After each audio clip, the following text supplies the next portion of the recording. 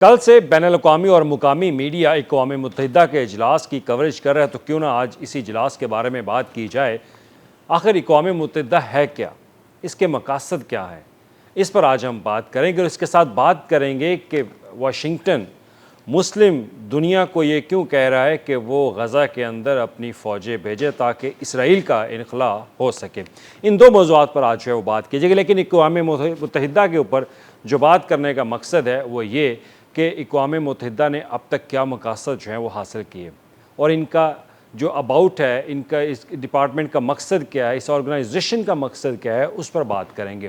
वैसे तो आम तौर पर ये सब जानते हैं कि अक़वाम मुत्तहिदा जो ऑर्गेनाइजेशन बनाई गई थी 1945 में, इसका मकसद था दुनिया के अंदर अमन कायम करना, क्योंकि वर्ल्ड वार II के बाद ये ऑर्गेनाइजेशन जो है इसका क़याम अमल में लाया गया और इसका एक ही मकसद था कि अब दोबारा जंग ना हो। और यकीनन कोई जंग तो नहीं हुई, लेकिन उसके बाद अगर बात की जाए अमन के हवाले से, क्या अमन के मकासद इन्होंने हासिल किए, क्या इंसानी हकूक़ के ऊपर कोई बात हुई। और इसके अलावा हम बात करेंगे कि इनके मकासद में जो मईशत के हवाले से जो एक एजेंडा रखा गया, क्या उस पर आज तक अक़वाम मुत्तहिदा जो है वो कामयाब हुआ और इसके साथ ही क्या दुनिया से गुर्बत ख़त्म हुई।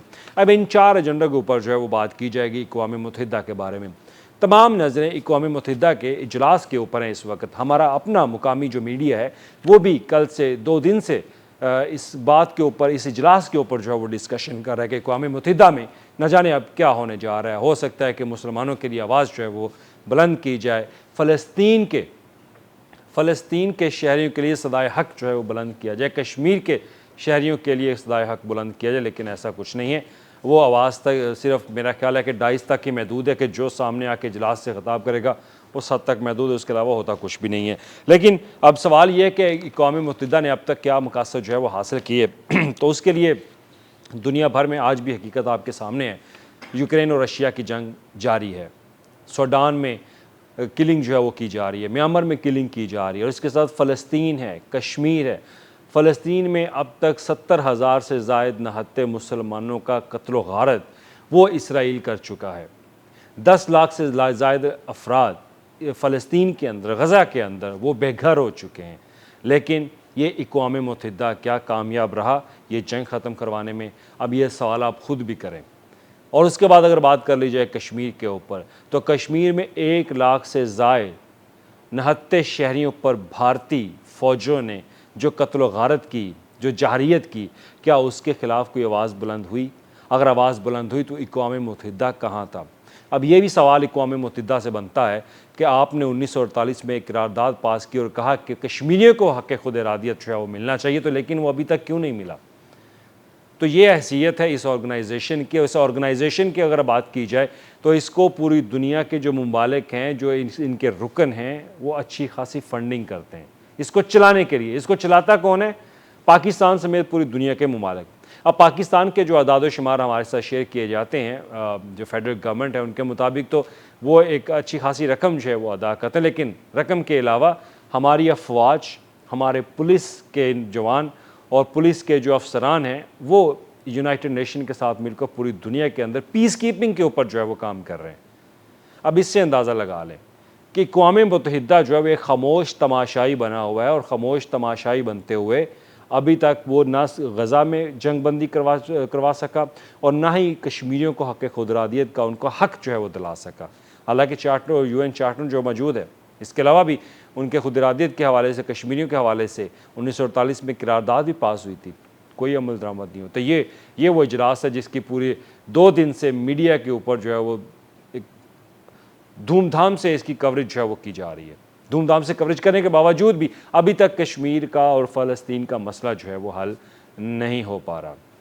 720 दिन हो चुके हैं गज़ा के अंदर, फ़लस्तीन के अंदर इसराइल की फ़ौज जो है वो मुसलमानों पर, नहत्ते मुसलमानों पर जो है बर्बरियत कर रही है, उनका कत्ल गारत कर रही है, उनको शहीद कर रही है। लेकिन किसी ने वहाँ पर, या अगर अक़वाम मुत्तहिदा ने अगर बात भी की है तो किसी ने कोई तस्लीम नहीं की, क्योंकि उसकी पावर जो है वो अमेरिका है। अमेरिका के पास उसकी पावर है, वो उसको स्ट्रॉन्ग करता है और इस पर कोई बात सुनने वाला है नहीं है।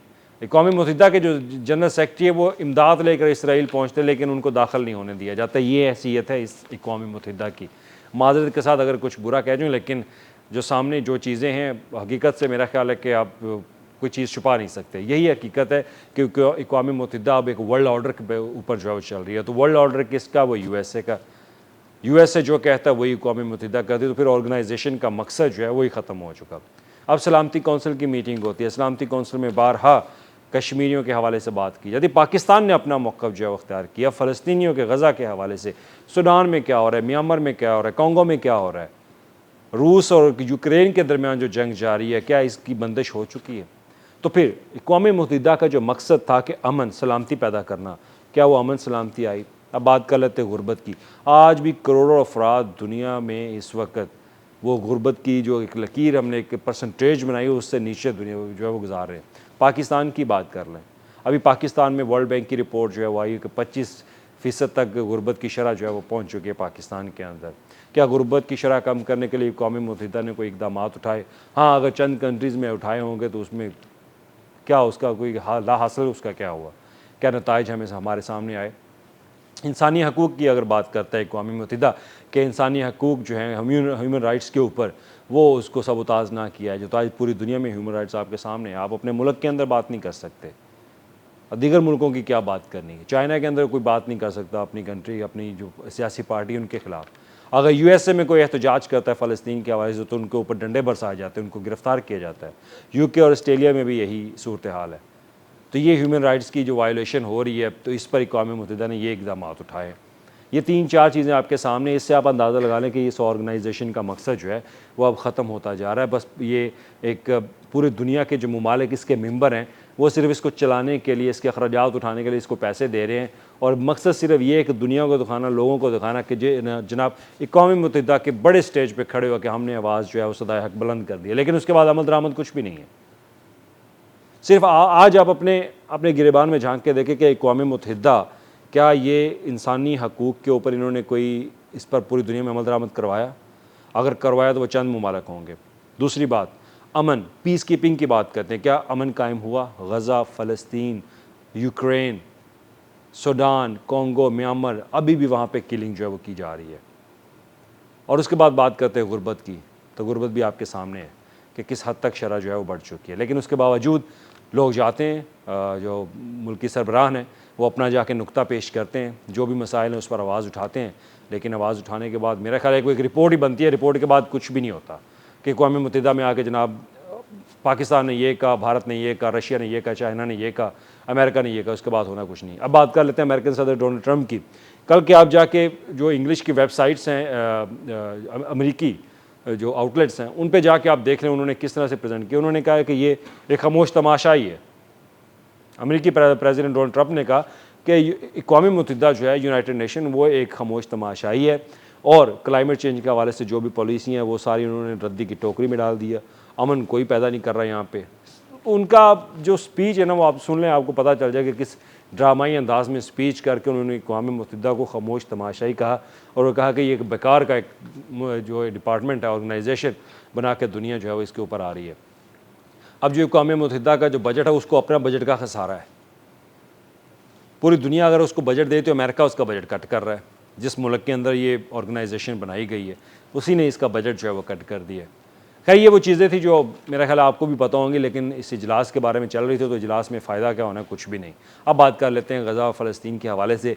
तो वाशिंगटन पोस्ट और इसके अलावा टाइम्स ऑफ इसराइल ने एक खबर जो है पब्लिश किया, आप स्क्रीन पे देख सकते हैं। उन्होंने कहा है कि वाशिंगटन जो है वो कह रहा है कि मुस्लिम जो ममालिक हैं, जिनके पास फ़ौज है, जिनके पास ताकत है, वो अपनी ट्रूप्स जो हैं, फ़ौज, वो फ़लस्तीन भेजें, गज़ा में भेजें, ताकि इसराइल का इनखला हो सके। यानी कि अब यूएसए ये चाहता है कि मुस्लिम ममालिक की जितनी फ़ौज हैं वो अब गज़ा में, फ़लस्तीन में जाके दाखिल हो जाएं, और वहाँ पे एक नई जंग जो है वो शुरू कर दी जाए। शुरू करने का मकसद है कि फिर अमेरिका अपना हथियार जो है वो बेचेगा। ये टाइम्स ऑफ इसराइल और वाशिंगटन पोस्ट में खबरें जो है छपी, आप जाके चेक कर लें।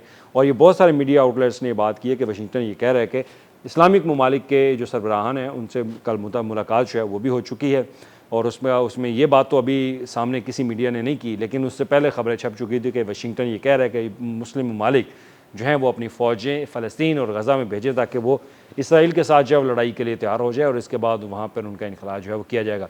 अब डोनाल्ड ट्रंप एक बात तो कह रहे हैं कि जनाब हो सकता है कि इसी इजलास में फ़ैसला हो जाए कि गज़ा में जंग बंदी जो है वो हो जाए, लेकिन हमास को जो है वो इसमें मुज़ालम जो है वो करार दिया जाएगा, लेकिन हमास के कोई ताल्लुक़ नहीं होगा। लेकिन अब सवाल ये है कि फ़ौजें वहाँ पर जाके करेंगी क्या?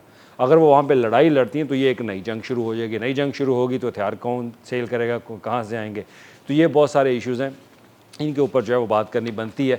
लेकिन अब सवाल एक ये भी है कि क्या अक़वाम मुत्तहिदा के मकासद जो थे क्या उन्होंने हासिल किया? अब इस्लामी ममालिक की जो ट्रुप्स हैं उनको फ़लस्तीन में भेज कर एक नई जंग जो है वो शुरू करना चाहता है USA, यानी कि मुख्तलिफ मुस्लिम ममालिक को इसराइल के साथ आमने सामने करवा के एक नई जंग जो है वो शुरू हो जाएगी। फिर सपोर्ट करेगा USA इसराइल को, फिर उसके बाद कोई जवाब नहीं आएगा, फिर जो चौधरी साहब हैं वो खामोश हो जाएंगे। तो सवाल अब ये है कि क्या आया मुस्लिम ममालिक की यह फ़ौज वो इसराइल के इनखला के लिए फ़लस्तीन में से वो वहाँ पर अपनी ट्रुप्स जो है वो भेजेंगी? पाकिस्तान और सऊदी अरब का मुआहिदा जो आपके सामने है, कतर और दीगर जो मुस्लिम ममालिक हैं वो भी पाकिस्तान के साथ मिलने के लिए तैयार हैं, ऐसी ख़बरें भी आ रही हैं। लेकिन अभी तक कोई ऐसी चीज़ वो हतमी फ़ैसला जो है वो नहीं हो सका कि आया जो इस्लामी ममालिक हैं वो अपनी फ़ौज गज़ा में भेजेंगे, फ़लस्तीन में भेजेंगे ताकि इसराइल के साथ वहाँ पे जंग हो। और अगर ये फ़ौजें वहाँ पर भेज जाती तो एक नई जंग शुरू होगी। नई जंग शुरू होने के बाद फिर USA इसराइल को ही सपोर्ट करेगा। ये माहिरीन का मौक़िफ़ है, मेरा मौक़िफ़ नहीं है, मेरी राय नहीं है। ये माहिरीन कहते हैं कि अगर ये इस पॉलिसी पर जो वाशिंगटन पूरी दुनिया को मुस्लिम ममालिक को कह रहा है कि वो अपनी फ़ौजें जो है वो गज़ा में भेजें, तो ऐसा मुमकिन नहीं है। ये एक नई जंग शुरू होगी।